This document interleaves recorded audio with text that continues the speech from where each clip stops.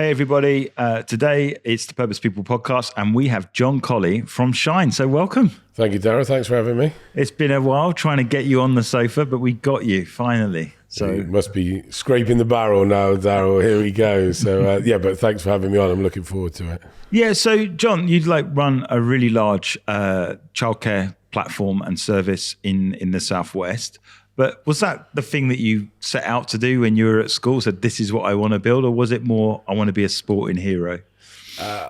Sport has always been my life, and as a kid, it was no different. Obviously, everyone aspired to be a footballer, didn't they, when they were young? Who was your role model? Who was your? Well, this is a niche role model. I would say it was a Super Bobby Taylor. So yeah, he was at West Brom. He was my first striker that I saw at West Brom when I was 6 years of age, and came from Bristol City and that's right, and Newcastle, and he was my footballing hero growing up. Yeah.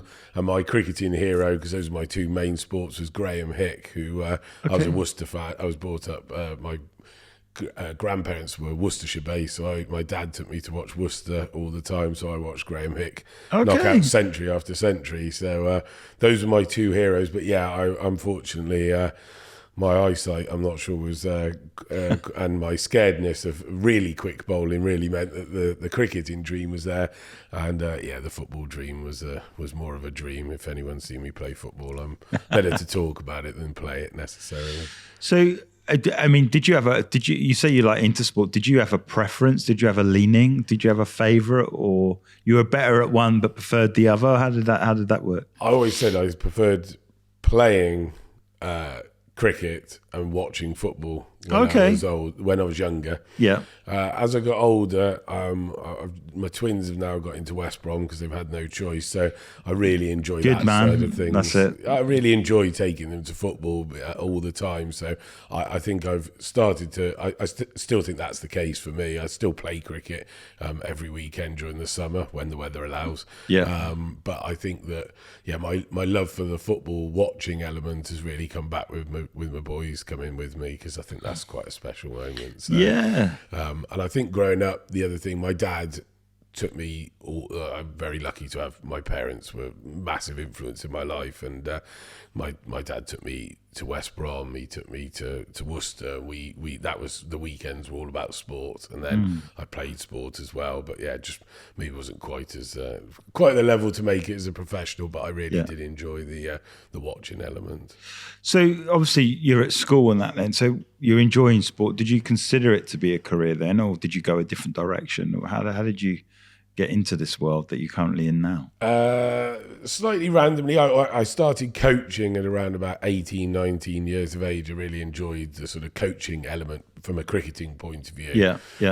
So at Golden Hill, I started doing some coaching there of the youth teams, and then it sort of developed on as something I think I wanted to do, known as not obviously maybe a naturally highly paid job, being a sort of a sports coach. But when the opportunity to set up my own business came about, my dad was very much go and do something you enjoy with your life. You're a long time retired, you're a long time in work. Go and do something that you can enjoy. He worked for NatWest for 33 years and was very happy with what he did, but never wanted to manage people or that side of things. And when the opportunity came to set up Shine with Sean came about, he was very go and do something that you really enjoy, because if you go out and enjoy your work every day, then you'll be in a good place personally. So that was his side of things. And that's great advice. And it's a case of but the thing is, you didn't do it alone. So how did you and Sean meet? Well, as anyone who's met Sean will know, he's slightly older than me. So he set up the Bristol City Community Trust back when community trusts weren't a thing so many years ago, and I played cricket under him at Golden Hill. So when I was sort of 14 years of age, he was captain of the third team at Golden Hill, and I made one of my first adult appearances under him at Coombe Dingle, where we obviously ended up running a holiday club on one of the back pitches back there. I'm sad I remember these things. I got 2 with the bat, he's always been into obviously sport, and he's done many different career, different options, whereas I sort of went into fundraising as I left university and was made redundant, and suddenly there was this, me and Sean had talked about this opportunity, so we'd sort of known each other for some probably near 10 years in sort of in different ways, mostly at the cricket club, and then we just had this opportunity which Sean had said, I'm going to go and do this, and this was an opportunity. And then I thought, well, do you know what? Let's when you're being redundant, let's go and do it. And it was tough to start with, but let's be honest, we've been pretty good together over the years. So I mean, it's interesting how a sports club at the heart of a community can bring two people together to start a venture and stuff like that. And for me, you know, I know Golden Hill was a club. You know, I've seen it, I've played against them and stuff, and you know, it's been around for years and years and years, but it's not just about the sport, it's the connections that you make along the journey. You know, some of my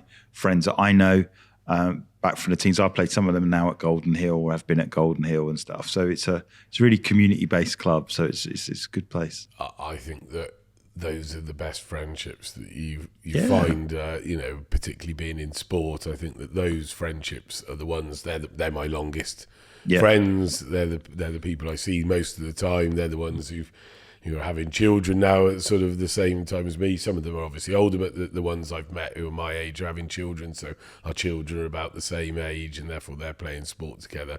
And I think just sport's such a great way of bringing people together as a community, and particularly obviously post-COVID, when actually I think that's where it showed that the strong clubs really got stronger as a result, because I think that sense of community really comes through at that point, because I think people needed each other for that element. So Golden Hill actually got stronger as a club post-COVID because of the community links, and I think that's really important. No, it's great. So talk me through then, like the first coaching session of your new company. How did that feel?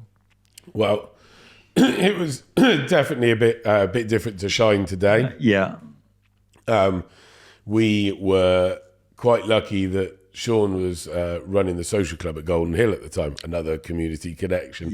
And the lady who ran the Pilates there, Lisa Bennett, said, St Ursula's are looking for an after-school club. Wow. Now, I have to say at the time, I didn't know what after-school club really meant. Generally, that meant, you know, some drawing and some painting and a bit of, sort of free play activities. And we didn't really have a clue. So we went and met the head, who was very stressed trying to reopen the school in August with September coming around. And she went, whatever you want to do, happy days. So we went in this old sports hall and we started, and me and Sean used to probably bicker most about the fact who had to do because we wanted to do a sporting activity, a creative activity. Obviously, naturally, both of us wanted to do the sporting activity. Yeah, of course. So it was who was doing the creative activity was the biggest question of each day. So that was how we started out. And I remember one of our first holiday camps at Golden Hill, and we had 80 footballers. Back in the day, we hired in 2 coaches from QH who were friends of mine to coach with us, and I can just remember seeing the state of Golden Hill afterwards, the mud that was just everywhere. It was an October half term, and we had to clean the clubhouse every single day because there was so much mud, and I never tied so many shoelaces in my life. So, but that still feels quite recent that one. So, but obviously don't maybe do quite so much coaching nowadays, but that was always the cornerstone of the fact that both me and Sean enjoyed coaching, and we used to think we were quite good at it too. So so you go from like, obviously you got your first opportunity at, say, somewhere like St Ursula's, and then obviously school number 2 comes along. I mean, that was surely that's a bit of a step change then. You're thinking, hang on a second, there's an appetite there. Did the sense of scale intimidate you a little bit? Do you feel a little bit of overwhelmed from that point of view? I have to be honest, I'm not sure that we were really... I think we were trying to make ends meet, to be honest, at the time. One of Sean's best Shine ideas that he's ever had, and he won't probably get a better one, was to run indoor cricket in Bristol. We started off running 2 leagues and soon went to, started with 1 league, soon went to 2, soon went to 3 over the course of about a year. And that brought us in enough money, even though that was evening work, 7 till 10, 3 nights a week. Not great for relationships, but needs must at the time. And I think that really gave us that opportunity during the day to actually focus on a bit of thought process for Shine, which was Shine Sports Coaching at the time, for Shine as a business, because there was a little bit less of focus on the money element, because there was some money coming in the evenings. So I think that the scale, if you'd have told me that we'd be here now some 13, 14 years later, I genuinely wouldn't have believed you. I don't think Sean would have believed you. But I think that we had such a great product and an ability to work together, and I think that's always really important. That different characteristics that you bring to the party, that I think that over time it didn't really scare us, because all the local schools started to be, we want to be part of that, or we want to be part of that. So I think that we were very lucky along the way with some good staff as well, which really helps at the same time. So where are you at now? Like, what's the sort of the coverage of Shine now? I mean, how many people do you think you affect on a weekly basis? You got an idea? Thousands, I would say, on a weekly basis, possibly even heading towards sort of 6,000, 7,000, I would say, on a weekly basis, on a small estimate. We're in sort of some 30 schools, and a lot of that's not just like one activity a night. Whereas you see a lot of providers saying, we're in 30 schools, but that's on a Wednesday. That's one day. We're in every day, and that's where we changed this wraparound concept. The word wraparound wasn't a word, really. And then Sean, when we changed our name back some time ago, we started working about the same time with you guys. We changed from Shine Sports Coaching to Shine Wraparound Care Limited, and Wraparound Care wasn't a thing back then, but Sean sort of came up with this idea, and I think the government must have taken it on board as well. Yes, they're always behind, aren't they? So, and I think that's where it really changed from just thinking of ourselves as that sports coaching business to this wraparound care provider that we are today. And so one of the things that I think sets you apart, and obviously we've been involved with you on that journey, is the aspects of tech. It's very unheard of that people would invest money in a technical background, as in the accessibility and the tools to book on, and particularly with your business, that booking system, the staff rotas, all the other amazing stuff that's come out of that. That was quite forward thinking at the time, and I think that's why you are ahead in that area. So did you just explain a bit about the decision to go down the tech route and why you did that? I think Sean deleting the Excel spreadsheet database once upon a time was probably a good reason. He'll love listening to that. But he did still win Star Employee of the Week that week, even though he deleted the whole database. Not quite sure how. But I think that it was when you're doing so much manually, which is what Sean was in charge of. A booking would come in and we would manually put it onto a spreadsheet. Well, if that booking's for over 6 weeks of the holiday, it could be one day of each week of the holidays. That's a lot of lines that you're putting in, and it just didn't join up. So we were very lucky to have Ed, who created us our own website and did the first bit of the design. We were very, very lucky. And again, I believe business and going somewhere, luck definitely plays a good amount in it, and there's no reason why having luck on your side's a bad thing. So we were very lucky to have Ed, who created this fantastic website free of charge for us, and that's where the luck came in. And then that's where we met you guys to really take it on. And I think Sean was always very, very forward thinking in the fact that if we have the best booking system for parents, and the fact that it can be easy for someone to book on, people live busy lifestyles. And if you're booking in wraparound care, what you don't want to be doing is, it's going to take me ages, or the holiday clubs, I've got this. Actually, the smooth process. And I know you'd say that journey's excuse me, has changed over time. Definitely. And I think Sean's version was always using EasyJet as a great example of their job is to get on the website and say, here's what you get. Yeah. We're going to get you from start to finish as quickly as possible. Yeah. So you're done.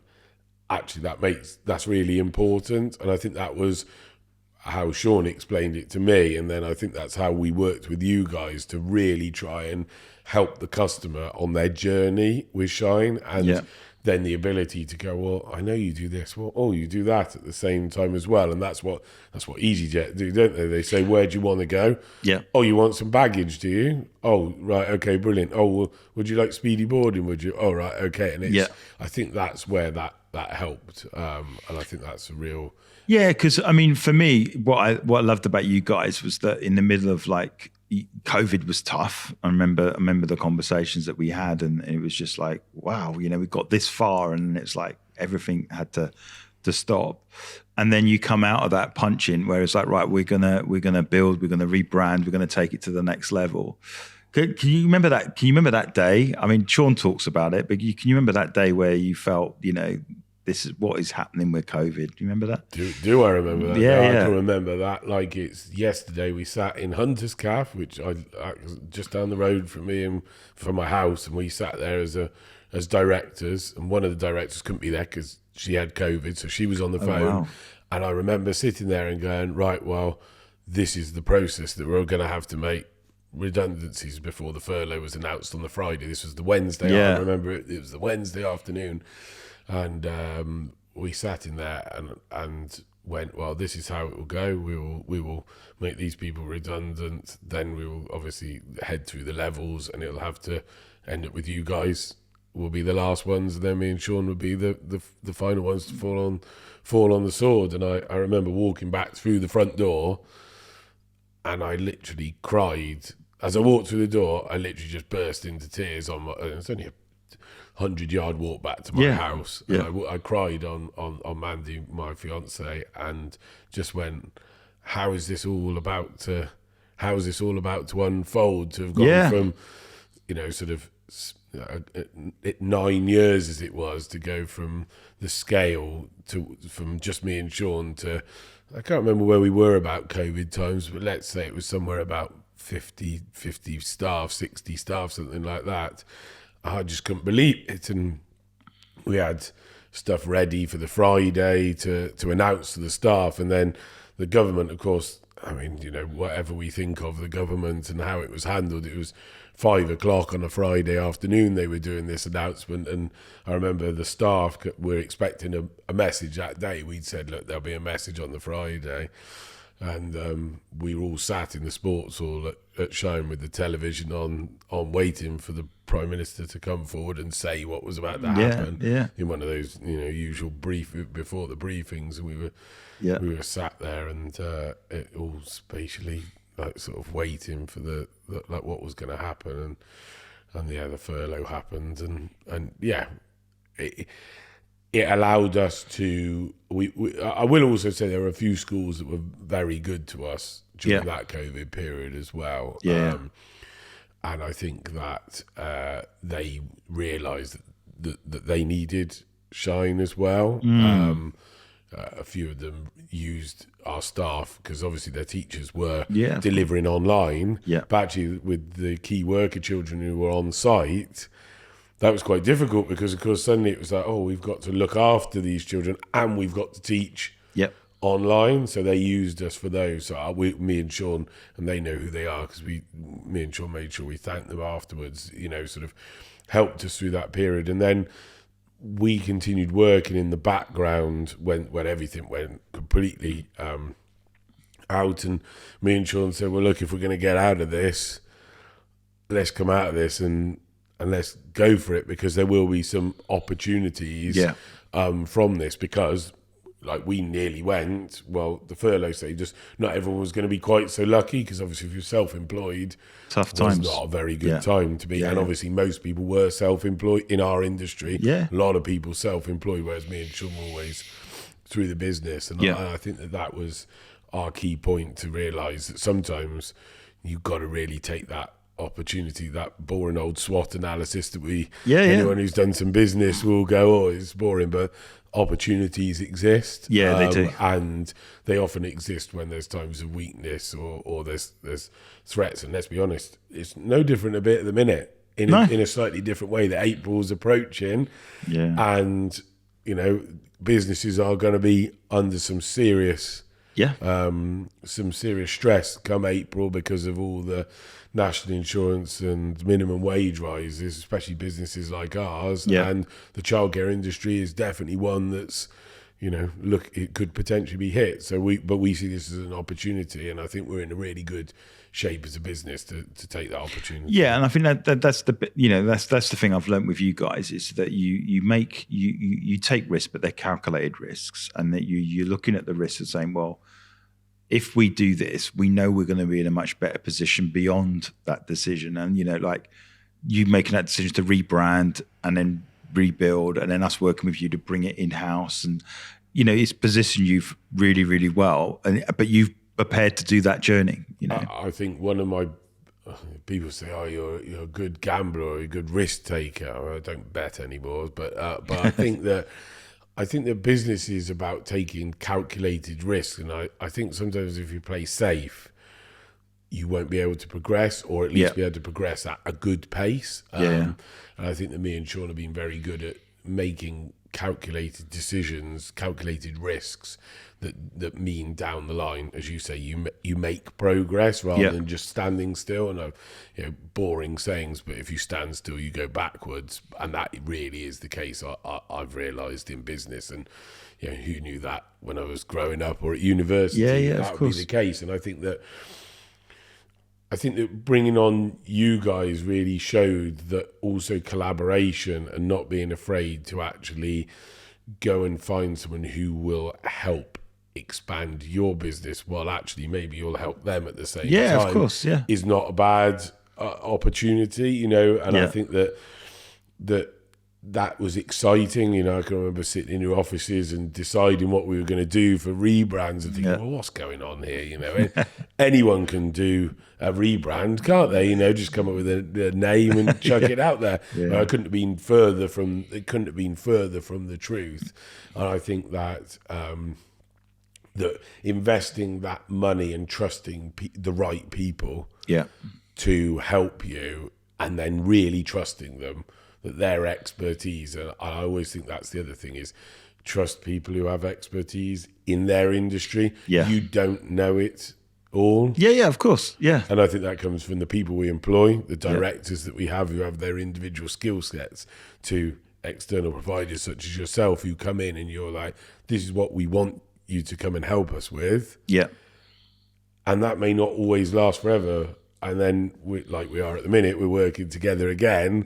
Some few years down the line, because there'll be the next point that you'll work with that company. Some you'll work with all the time, and others you'll be ready for the next stage with them. Because you'll do that growth. They help you do that growth.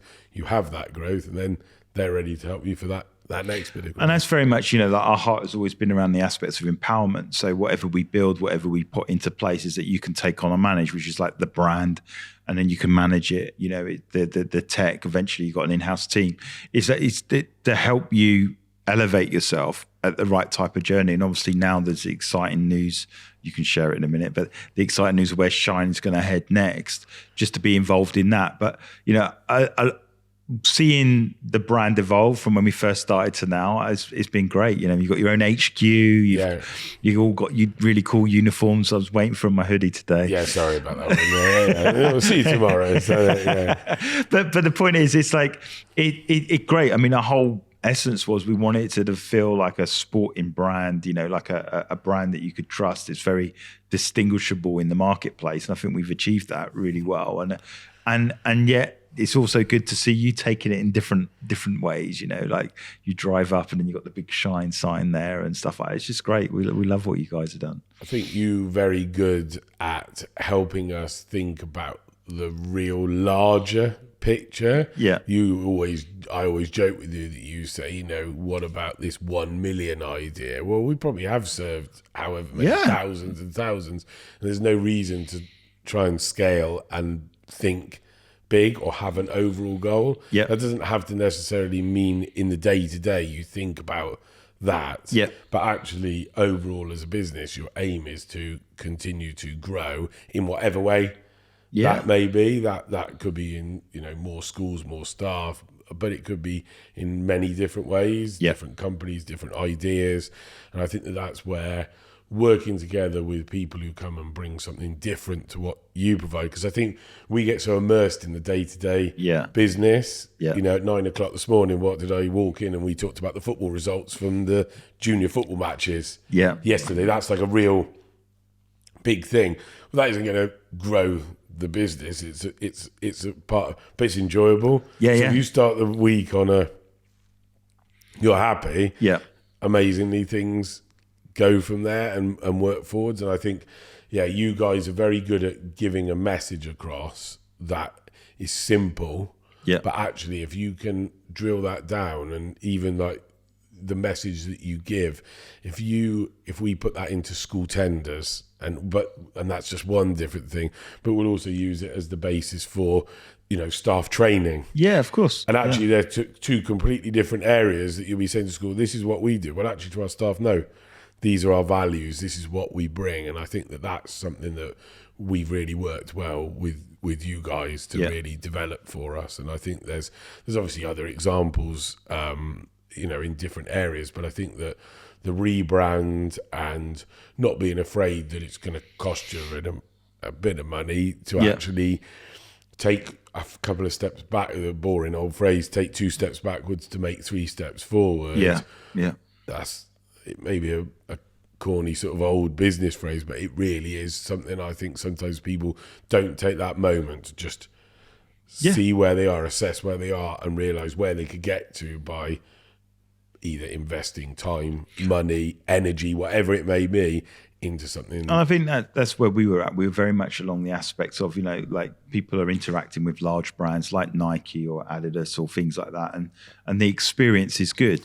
So why does it not need to be that for a childcare provider or wraparound care, in the fact that it's all clunky and feels horrible, So it's like, for us, it was great for us to sort of like bring that kind of expertise into that world, to elevate the experience for someone to buy and book and get things done. So obviously you're successful, you're growing, you're doing some great stuff within the Southwest, but now now you're looking to grow a little bit bigger. So do you want to share a little bit about what next looks like? Well, next is we've started from within. We announced on Friday that we're taking over Gordano Sports Centre, which whilst it's still within the sort of Southwest near Bristol area, it's quite a big push into North Somerset, which just gives us another home base. And I always think those bases are really important. They're good for your staff as well, and they also mean you got some roots and you got something there, which is really good. We're staying at the Sports Hall for another year, so we've got our basis correct, and we got that side of things. So now we're really looking at the 2 next stages, which is our Team Tech 4 business, which is really trying to look at using the technology that we've developed. And I reckon we've spent, towards £1 million or maybe over £1 million over the years on the back end system, our technology and everything that we've done. And whilst some people go, God, that's a ridiculous amount of money, but if you don't invest, you don't move forwards, because someone will catch you up. And that's always the way. So try and stay ahead of curves, try and stay ahead of trends, try and be the market leader. So we've got the sort of Team Tech 4, which will be more subscription-based business for schools, for scout groups, whatever it may be, who will use the back-end system. And then at the same time, we're also looking to potentially franchise Shine as a business within the UK. And I think that's an exciting idea. I've been to a couple of conferences recently to sort of understand the franchise model, and whilst I don't think we'll ever be McDonald's, I think there's going to be a real appetite for our franchise if you get the right people to come in and take it on, because I think that there's everyone needs childcare. It's a bit like if you go to the franchise conferences, there's a lot of care homes. Amazingly, everyone's living longer and needs someone to look after them. Exactly. So, and everyone needs childcare because more and more 2 parents are working. Well, that's it. And I think that's the big shift in that world is that, 30, 40 years ago, it'd probably be one parent working and the other person staying at home. But we live in a world now where we need to be both working just to try and live the same standard of living from 40 years ago, which is insane. So, from your perspective, then you've gone from, you've gone from a sort of a local and built your reputation there, and now you're going national. What's had to change for you as a leader in this time? What's the biggest sort of things that you've seen shift in your role since you've been hands-on coaching to now? Yeah. What's changed? Well, I think it's more just trying to still see the qualities that you have as a business, but trying to show those off a little bit more. It's easy to say, oh, we've got the best coaches, but actually a lot of other providers will say they've got the best coaches. Nike will say they've got the best stuff. Adidas will say they've got the best stuff. So I think it's trying to think a little bit differently, and that's where the tech sides really come in here, and sort of going, what do we offer that's better than other companies? And I think that's where I've tried to focus my energy and thoughts as to what does Shine do better than other people and other companies. And I think that's where the tech and the back end of the website, but also I do think that the quality of our directors and our SLT is a real driver for that, because I think that they're the ones who have to then do some of the stuff that you were doing, and if you trust them to do it, you have more ability to take your ideas forward. And if they're then on board, you're a cohesive team that keeps you driving forward.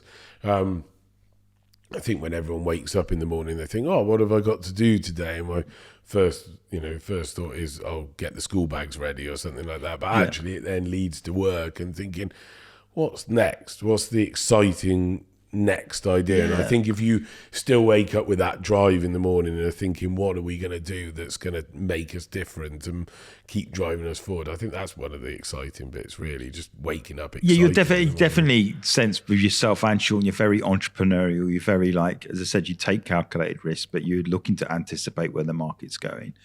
I think the other thing is I'd say about having worked with you is that you're very you're about impact. You're about giving kids and families the best experience they possibly can have, and whether that's the interaction with the booking system, to the coaches turning up, all looking the same, all dressed smart, looking excellent, or the actual facilities that you provide. It's like, I've seen what you've done at Golden Hill, that sort of stuff. It's sports ground. You've created ownership there, but you've got groundsmen there. You've got stuff that's going on there. So there's that real commitment to excellence. And I think for me, that's what sets you head and shoulders against other people, is because you're willing to do what it takes. So it's not always about the income, although you do make income, of course. It's about the level of impact that you have within Bristol, that kids are looked after and have a great experience. I think that's why Shine progressed, if you're going to be honest. Back in the day, the reason why we grew was because me and Sean started it as good coaches, and kids wanted to come and parents wanted to send their children to the activities because they were going to improve. I think childcare, as I said earlier, was seen as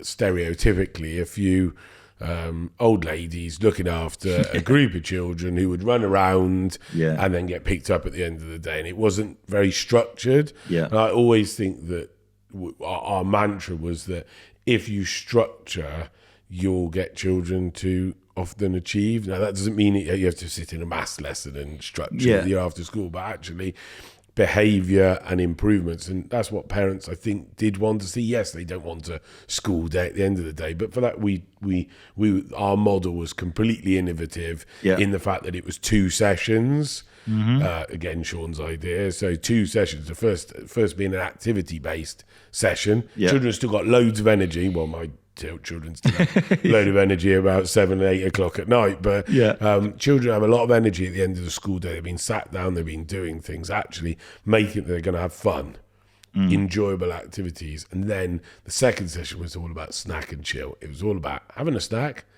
having a bit of downtime. That doesn't mean putting a television on or getting an iPad out in our sense, but actually it just means having some games, having some chill time, having some colouring, having some different activities. They actually have that little bit before you get handed over to your parents, who obviously then go and take over for the evening. I think that that's where it all came from, actually, It's great. It's great. That passion to deliver a really good session. I'm still, anyone who knows me, I'm very passionate about our staff delivering the best sessions for children. And I think that as long as you always do that, the children will have fun, and I bet you'll have fun at the same time. And they're going to want to come again, right? They want to get involved. So obviously we talked about the parents now, working parents, both parents. What do you think is the biggest shift in children now? Do you think they're less active? Do you think they're more active? In terms of you looking after hundreds of thousands of children, what are the trends you're seeing now? I think children, particularly post, again, COVID comes up because there has been a change. Thing. And it has been very defining in terms of children's behaviours. Mm-hmm. Coming out of COVID, some behaviours were more. Our staff found it maybe more difficult because I think children were delighted to be out, as we all were, but also just in terms of they've been used to being at home and things like that, and that change come back into a environment of school, 30 children generally in a class, and then after school clubs, and I think since over the last few years, I think there's a real change of children really wanting to improve. I really do see that, and I think that they like to try and better themselves, and that's an interesting concept for some people. Go, well, what are you talking about? Children would always want to better themselves, but I'm not always sure that they thought about it in the same way. I think that children really now want to try and do things that they enjoy, but actually they want to try and get better at them, and there are so many more opportunities now than ever before that different clubs, even that we run, sort of different tech clubs that we run, chess club, but also all the sports clubs, all the creative. But you've got the clubs. Education bit, haven't you? Yeah. I think that's the thing. I mean, I remember, as a kid, probably like yourself, you grab a football and you play 4 or 5 hours straight, but no one's teaching you technique. No one's teaching you anything. You're just making it up as you go along. Whereas now, you've got those people there that can, well, rather than run this way, have you thought about running this way and coming that way around? You're like, oh, never thought about that. And I think that that's the next step for us to think about as well. We're thinking about secondary school holiday clubs and things like that, and actually how that would look different to a primary school, sort of more childcare setting. Yeah. Secondary school children don't have to go to a holiday club. The parents are often happy, but actually some of them would still like to take part in structured activities that improve them. So I think it's always thinking about the next stage, and how children's behaviours have changed. Makes a difference to that. The technology. Let's be honest. Most children like coming home and having a bit of time on the iPad or the PlayStation or whatever, or the Nintendo. And so I think it's also not being afraid sometimes to say that exists, because it's a bit like saying, well, it does exist. They enjoy it, but we're going to offer something different and try and inspire them in a different way. So I think that's where we've really had to think about our offering and make it that bit special. So obviously football, cricket. What's the most unusual activity that you do now, where you thought, we're just about to launch a racket sports holiday club down at Gordana, which, because of the facilities down there, is something we haven't massively done because of the area we're in sort of Henley's, Westbourne Trim. There are 3 tennis clubs around, so why launch a tennis holiday club? Not the best idea. So I think where the change has been is things like pottery and cookery to shine, because we still do our footballs, we still do our crickets and things like that, which are staple diets, you would think, but actually we're just starting to launch flag football, American football, because we are linked with SGS, South Gloss Sports College. And they're massive. I don't know if anyone's not been down to SGS College recently. The American football pitch is pretty beautiful, impressive as a facility, and they've done, so we've launched some flag football, which is just something completely different, and it's a slow starter because of course it's like, oh, what's this? But actually, I think when we start doing things, slow starters. We had slow starters with our basketball development squads and netball, but once we start developing the links, I think that when they see this, I think children, because not many children in primary school have seen much American football because it's on Sky at 11 o'clock at night exactly. on a Sunday evening generally. And so actually I think if we start giving them that opportunity, I think that we could develop that, and SGS are really keen to work with us on that side. No, I like I think it's in the female NFL is flag, isn't it? Like they got tags, if I remember rightly. It's starting to grow out in the US. So females are playing NFL, but not the whole hitting. It's more the grabbing the tag and I think that's the other side of things, which you mentioned is female sport, which you know has. I do think 2012 had something to do with that. The Olympics, and taking away some of those stigmas, which is, you know, football's a boys' sport. Well, it definitely isn't a boys' sport, as the Lionesses showed a few years ago, winning our first tournament since '66. And you know, our girls' football section at Shine is phenomenal. You know, all the way from under 9s all the way up to under 15s now, and we'll go to under 16s next year. I think the growth of female sport has been really exciting, rather than the traditional side of it's boys do this, boys do that. I had a friend from Canada, and she grew up playing soccer all the time. She's female, and just grew up playing soccer all the time, and it was like the norm. It's like the boys go and play like American football or baseball, and the girls all go and play soccer. So for me, it was like, how are we going to close the gap between the US and Canada? Because they've been playing soccer, females have been playing that for years and years and years, but you can start to see now, with the investment, with the coaches and all that sort of stuff, and now with the clubs and the WSL, it's coming up. Unfortunately, my team's not so good in that side of sport, but I think they just sacked their manager again, so it's starting all over again. But it's good to see that those sports are more accessible, and I think the American football one excites me because I think as a game, it's like chess. I mean, I don't know if you're into it, but me and my son watch it quite a lot, and the way that they have to run the clock down, it's just different. It's just different. It's just a different way of playing. I haven't got into it personally. I don't think there's room in my life for another sport. I have to say, or at least my family would tell me so. But I watch enough long sports in cricket and golf. Of course. The American football would push it in terms of length. But everyone watches the Super Bowl once a year, don't they? Absolutely, absolutely. So it does excite us, and I think working with someone like SGS, massive sports college, I think is really exciting as well. Because again, that's just collaboration, doing our apprenticeship scheme with them as well, and I just think that those are just different collaborations that work for both sides and makes everyone better. So John, if someone wants to get involved, maybe like become a coach with you, or even as big as saying become a franchise, or just want to get their kids enrolled, how would they get hold of you? What's the best route? myshine.co.uk, and your fantastic website that you've designed for us. It should be as simple as anything on there. You should be able to find everything, but the phone line's open, the emails are open, but I think that the next stage is quite exciting for Shine, and I think whilst April's coming and there's some worries and a few concerns, I think that at the same time I look forward and think, do you know what, there's a positive future here, and I think that we'll continue to provide great coaching for the people of Bristol and the surrounding areas, and hopefully further into the UK. But I think we'll also continue to provide employment opportunities, particularly for younger people who want to be in the sports coaching world, from our apprenticeship schemes, from employment, whether that's post-school, post-university. I think that's really exciting. So definitely come on board with Shine in whatever way you can. Awesome. Well, thanks so much for taking the time and spending some time with us. It's been good to hear the whole journey and the journey that you guys are on now and where we're going. And I look forward to getting you back at some point, John. I'll see you tomorrow afternoon. Thanks very much indeed, Darryl. Thanks for having me on. No, it's brilliant.